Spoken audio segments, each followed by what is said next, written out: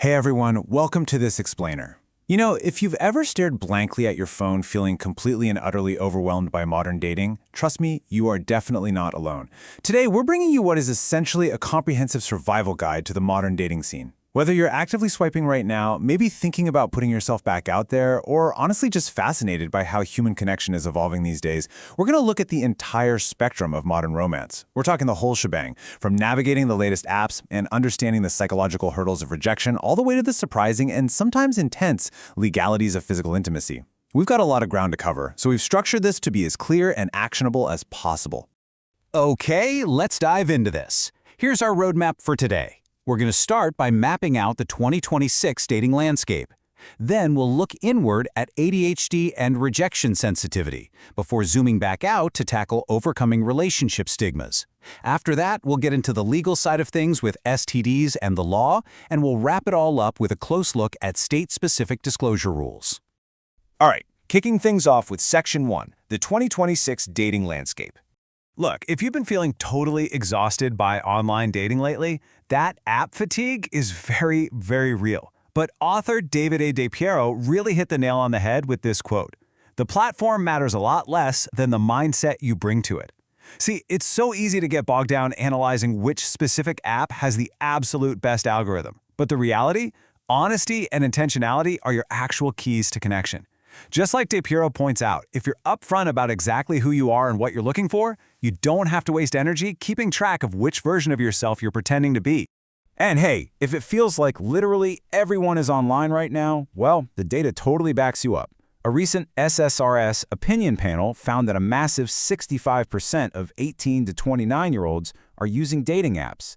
That volume is just staggering. To put that into perspective, it means the other 35% must be out there being incredibly brave at the grocery store or the coffee shop. The digital search isn't just some passing trend anymore, it is the modern norm. So, what's the greatest hack to avoid burning out? It's simple, really. Alignment. You've got to align your personal goals with the specific intent of the app you're using. If you're looking for something super casual, apps like Tinder or the anonymous app Pure, those are built exactly for that. But if you're hunting for something serious, you really want to pivot to platforms designed for longevity. Think Match, which is hugely popular for singles in their 30s to 50s, or Hinge, which literally uses prompts to force deeper conversations. Basically, just pick the right tool for the job and you'll save yourself a whole lot of frustration. Moving right along to Section 2, ADHD and rejection sensitivity. Transitioning from the external world of apps to our internal psychology, putting yourself out there makes you incredibly vulnerable. Now, what's really interesting about this concept of rejection-sensitive dysphoria, or RSD, is that it is an intense and honestly often physically painful emotional response to perceived or actual rejection, and it is remarkably common in folks with ADHD. It's absolutely crucial to understand that ADHD brains just process emotions differently. This is not a character flaw, it's not a sign of weakness, it's a genuine neurological difference. For someone experiencing RSD, a text left on read or a canceled date doesn't just feel like a minor bummer. Their brain genuinely processes it as a severe threat, which triggers an immediate massive stress response. Luckily, clinical psychologists have mapped out some highly structured, actionable ways to cope with this, especially when you're stuck in a dating slump. First up, recognize your triggers. Maybe you're way more vulnerable when you haven't slept well or when a match goes quiet. Second, challenge your thoughts.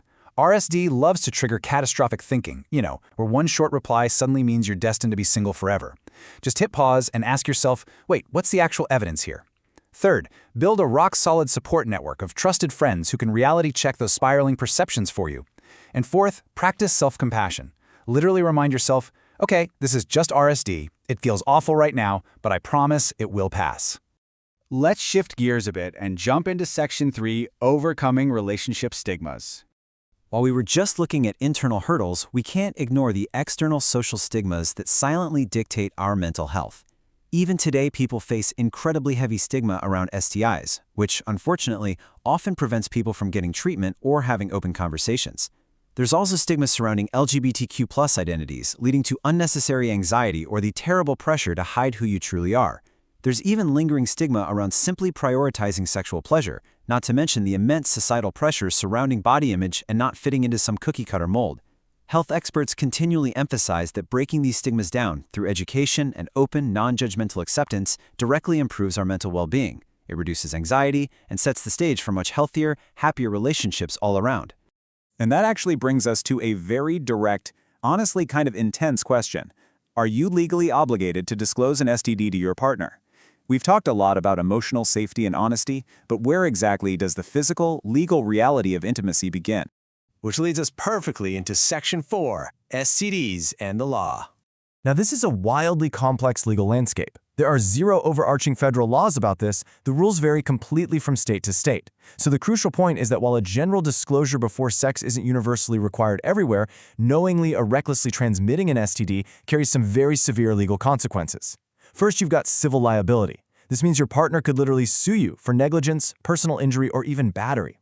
In states like New York, for example, the law assumes people wouldn't consent to sex if they knew about the disease, so failing to warn them is legally considered battery. Then there's criminal liability. In a lot of jurisdictions, intentionally or recklessly passing on an STD can actually lead to criminal charges, meaning you could be looking at steep fines or even jail time. 8 years. Just let that sink in for a second. That is the maximum prison sentence in the state of California if you are convicted of a felony for knowingly engaging in unprotected sex without disclosing an HIV-positive status or engaging in sex specifically for the purpose of infecting a partner. For other STDs in California, it's treated as a misdemeanor, but even that can still result in months behind bars. The legal stakes here are very, very real. Let's move to and see how this builds in Section 5, State-Specific Disclosure Rules. To truly understand just how granular and protective these medical privacy laws can get, we're going to do a deep dive into one specific state. Let's look at Washington State, specifically the Revised Code of Washington, Section 70.02.220. The baseline rule here? Incredibly strict confidentiality. By law, no person can disclose or be forced to disclose the identity of anyone who has even investigated, considered, or requested a test or treatment for a sexually transmitted disease. So, the foundational legal stance is that your sexual health information is highly, highly protected from public disclosure. And this brilliantly illustrates the delicate balancing act the law tries to strike, because there are very specific, limited exceptions to this confidentiality.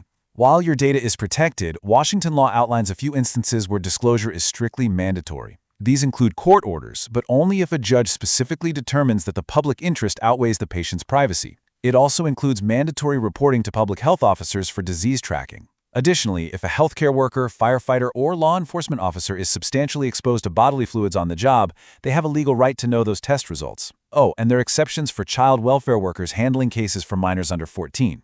It's a highly regulated, nuanced system designed to fiercely protect individual privacy while still guarding public health.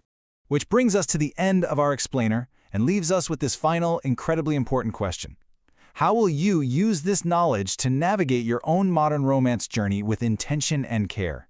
We've explored why matching your mindset to the right dating app is so essential. We've talked about how to give yourself some much-needed grace if your brain is wired for rejection sensitivity. We've looked at the absolute necessity of dismantling shame around relationships and, of course, the very real legal responsibilities of physical intimacy. Understanding how all these moving parts fit together is exactly how you protect your own emotional and physical well-being out there. Thank you so much for joining me today. Keep learning, stay curious, and I'll catch you in the next explainer.